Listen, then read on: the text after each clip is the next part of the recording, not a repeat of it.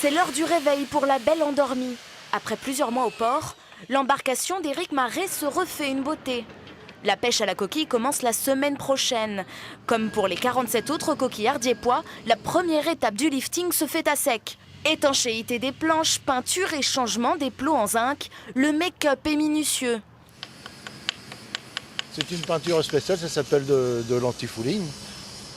Et puis donc c'est d'enlever l'ancienne pour en mettre après une nouvelle pour l'année.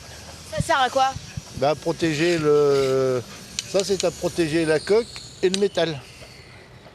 Tous les Voilà. ans, pour faire ça. Tous les ans il faut faire ça, oui. Et tous les ans, il faut remettre la main à la poche. Ce ravalement d'une grosse semaine peut coûter de 10 000 à 20 000 euros. Un investissement indispensable. Ça fait quand même un petit bout de temps qu'on est arrêté. Et puis la coquille Saint-Jacques, ici à Dieppe, c'est 80% de la flottille qui l'a fait. C'est une bouffée d'oxygène pour nous. Et on n'a pas le droit à l'erreur. Ce métier-là, non. Une moindre panne, c'est beaucoup d'argent et un manque à gagner pour l'équipage surtout, quoi. Ça, c'est lourd. Et pour que tout se passe bien en mer, l'armement intérieur du bateau doit être parfait.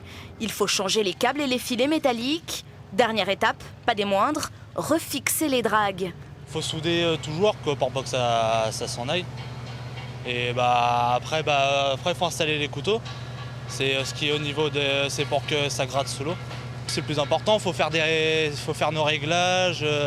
Après, quand on va remettre nos engins à l'eau, si après on pêche pas trop de coquilles, faut régler. C'est un réglage à faire, c'est vraiment... C'est pointu. Nos reines de beauté quitteront le port de Dieppe mardi prochain dans l'après-midi pour commencer leur récolte le soir même, à minuit tapante.